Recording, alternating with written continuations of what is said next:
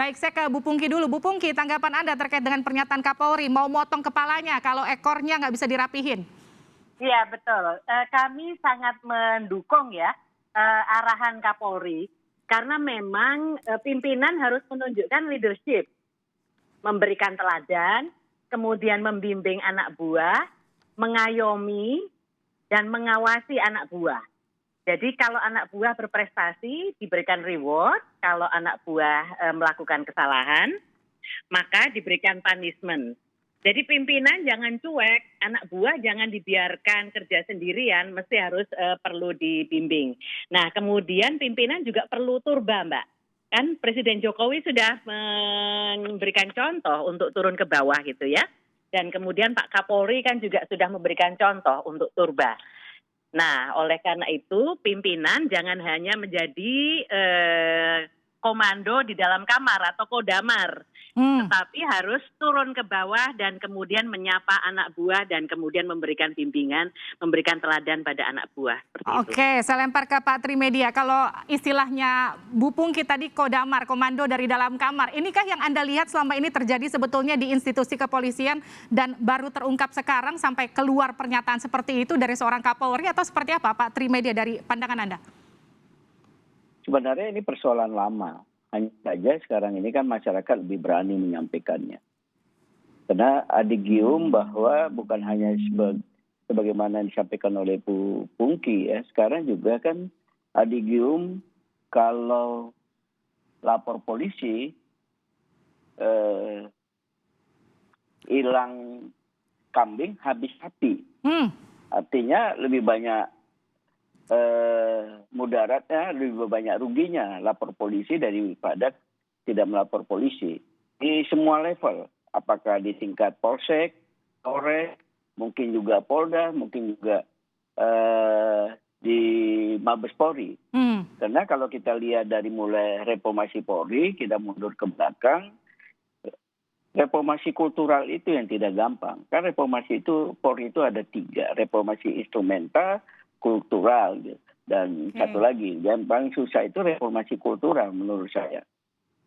Reformasi kultural Kapolri sekarang sudah tegas, itu orang berani menyampaikannya. Dan itu juga sejalan kan dengan apa yang disampaikan oleh Kapolri di dalam presisinya transformasi pelayanan publik dan transformasi pengawasan. Itu kan yang jadi kami pegang juga dalam perjalanan Pak Sigit ini menjadi Kapolri. Karena ada pegangan itu ya Mas, menyampaikan kepada pers, apalagi kita tahu medsos sekarang juga luar biasa efeknya sehingga semua orang bisa tahu dan sehingga itu menjadi perhatian. Polri ini ada 2 yang paling penting menurut saya. Pertama di bidang serse ya, kedua di bidang lantas. Itu yang pelayanan publik yang benar-benar harus bisa dibenahi oleh Kapolri dan itu bukan tugas yang gampang. Kan kultur Polri ini yang sudah sedemikian menyatu dengan dengan sikap mereka itu yang harus dirubah. Jadi ke depan kalau ada soal-soal seperti itu bukan hanya yang di bawah yang di sudah betul statement Kapolri. Atas juga dipotong Kapolresnya maupun Kapoldanya. Walaupun kita tahu sekarang ini Polri banyak membantu vaksinasi. Seperti Jakarta kan sebenarnya kalau kita mau jujur yang sukses bukan gubernurnya ya, tapi yang sukses TNI Polri menuntaskan program vaksinasi. Jadi di daerah-daerah lain juga seperti itu. Jadi mungkin perhatian Kapolri sekarang beralih kepada bagaimana konsolidasi internal yang harus dilakukan. Sehingga suara-suara seperti ini tidak kita dengar lagi. Dan sikap gas langsung mencopot itu yang harus dilakukan terus ya. Oke. Artinya ada sanksi tegas yang akan diberikan oleh Kapolri. Tapi yang kemudian jadi pertanyaan yang juga kemudian membuat publik juga terheran-heran. Kenapa kemudian ada apa dengan institusi Polri belakangan ini? Kenapa kemudian banyak kasus yang melibatkan anggota kepolisian yang nyaris tiada henti, mulai dari pembunuhan sampai kemudian ada kasus pelecehan seksual, sampai ada kasus perampokan yang juga masuk dalam beberapa minggu ini muncul kemudian ke permukaan publik. Kenapa ini bisa terjadi menurut Anda? Ya sebenarnya menurut saya sama seperti yang saya sampaikan tadi. Secara umum kalau pandangan saya tidak ada yang terlalu berubah di Polri. Secara kultural ya. Secara kultural tidak ada yang terlalu berubah. Terutama di bidang serse dan di bidang lantas. Walaupun segala macam sudah dilakukan, ya tidak banyak perubahan. Dan itu yang dituntut oleh masyarakat sebenarnya. Kedua, masyarakat sudah berani menyampaikan. Kalau dulu kan tidak berani menyampaikan. Ya, masyarakat menilai bahwa Kapolri responsif terhadap pengaduan mereka. Jadi tidak percuma mereka mengadu. Selama ini kan ngadu menyuarakan ke publik seperti itu nggak ada gunanya. Biarkan anjing menjonggok atau dia anjing juga. Mungkin itu dalam pandangan masyarakat. Sehingga tidak ada gunanya mengangkat persoalan ini. Nah, kalau sekarang ini kan diangkat persoalan seperti orang main bulu tangkis, diangkat bolanya langsung di-smash. Di-smash balik ya? Kapolri.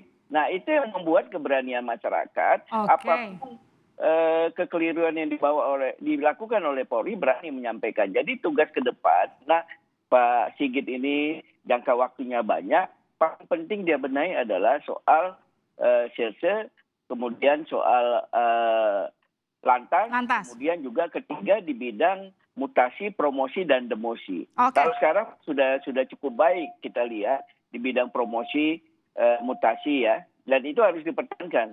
Orang jangan menjadi Kapolres, menjadi direktur, menjadi Kapolda itu kena sesuatu, tapi kena prestasinya. Dan jangan segan-segan apapun yang disampaikan, bukan hanya kami di Komisi 3, tapi anggota masyarakat yang menyampaikannya direspon langsung. Dan itu yang terjadi yang selama ini sehingga masyarakat lebih berani menyampaikan. Oke, saya ke Bu Pungki. Bu Pungki, kalau kita lihat dengan apa yang terjadi di tengah institusi Polri saat ini yang melibatkan beberapa anggotanya, tapi kalau kita kembali lagi berkaca ke tingkat kepuasan masyarakat yang dirilis sama Litbang Kompas sekitar tahun 2020, itu kan angkanya tingkat kepuasannya di angka sekitar 70%-an ya, Bu Pungki ya, koreksi saya kalau salah. Artinya kan sebetulnya angka itu cukup tinggi. Tapi kenapa kemudian kalau kita lihat sekarang justru bertolak belakang dengan apa yang terjadi, yang dihidangkan ke masyarakat? Kenapa bisa begini? Kira-kira kalau tadi Pak Trimedia tadi mencatatkan di bidang serse dan juga lantas ini harus jadi catatan besar bagi Kapolri. Kalau Anda catatannya apa? Ya, pertama yang perlu kami sampaikan sebetulnya adalah karena viralnya ini terus kemudian menjadi perhatian publik seperti itu. Nah, kemudian kalau kita melihat yang lain-lain sebetulnya ada banyak polisi-polisi yang berprestasi, tetapi viralnya terus kemudian diketahui oleh masyarakat itu yang memang tidak seimbang. Jadi berita buruk itu kan selalu sebagai good news ya, apalagi dalam kondisi yang seperti ini, kondisi COVID, ketika ada berita-berita yang berbeda gitu, nah itu akan mendapat perhatian dari masyarakat. Nah, tapi ini memang mesti harus dijadikan evaluasi. Artinya anggota Polri itu tetap harus bisa melaksanakan tugas dengan baik. Karena mereka yang secara 24 jam itu harus melayani, melindungi, mengayomi masyarakat, dan menegakkan hukum untuk mewujudkan Harkam Tipmas. Nah, oleh karena itu anggota tidak boleh melakukan tindakan-tindakan yang di luar prosedur. Karena masyarakat pasti akan dengan cepat mengkritisi, seperti itu. Nah, oleh karena itu apa yang diarahkan oleh Kapolri itu mesti harus ditindaklanjuti oleh pimpinan, termasuk juga dalam hal pengawasan. Karena pengawasan ini penting bagi anggota. Anggota kalau nggak diawasi juga nanti akan suka-suka gitu ya. Nah, sementara yang perlu menjadi perhatian tadi saya setuju dengan Pak Trimedia. Bahkan Kompolnas sendiri kami menerima pengaduan dari masyarakat itu 90% menyangkut reserse. Artinya lidik-sidik itu yang bermasalah. Meskipun juga ketika kami klarifikasi nggak semuanya benar, tetapi ini harus jadi alert gitu kan.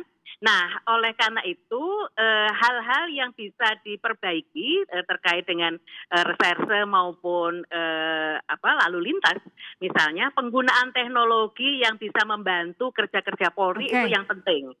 Seperti misalnya ada SP2HP, terus kemudian kalau untuk lalu lintas ada ETLE, sehingga korelasi atau komunikasi langsung petugas ya atau anggota dengan masyarakat itu berkurang. Jadi tidak dimungkinkan lagi misalnya minta suap, terus kemudian minta gratifikasi dan sebagainya. Itu yang mesti harus digalakkan. Ini karena waktu kita sangat sempit, ini pertanyaan untuk Anda berdua di tengah momentum Sumpah Pemuda seperti saat ini, apa yang harus dicerminkan oleh institusi Polri untuk masyarakat Indonesia? Paling tidak ada 3 kata dari Bu Pungki dulu, apa Bu Pungki? Gelorakan reformasi kultural Polri, karena itu yang mendesak untuk diperbaiki. Jadi tingkatkan semangat untuk bisa mencapai reformasi kultural yang diharapkan masyarakat. Menjadi polisi yang humanis dan menghormati hak asasi manusia. Oke, reformasi kultural Polri. Pak Trimedia, apa Pak Trimedia? Sikap tegas Kapolri dalam menindak anggotanya yang dianggap bermasalah. Tapi tentunya juga harus diproses dulu. Oke. Itu propam-propam di tingkat Polda juga harus diperkuat sama Kapolri. Sehingga pengaduan-pengaduan seperti itu cepat direspon dan diambil tindakan. Dan humasnya juga harus kuat. Oke. Terima kasih telah bergabung bersama kami Pak Trimedia dari Komisi 3 DPR RI dari fraksi PDIP, ada juga Bu Pungki Indarti. Terima kasih dari Kompolnas. Terima kasih. Tentu semangat kita bersama.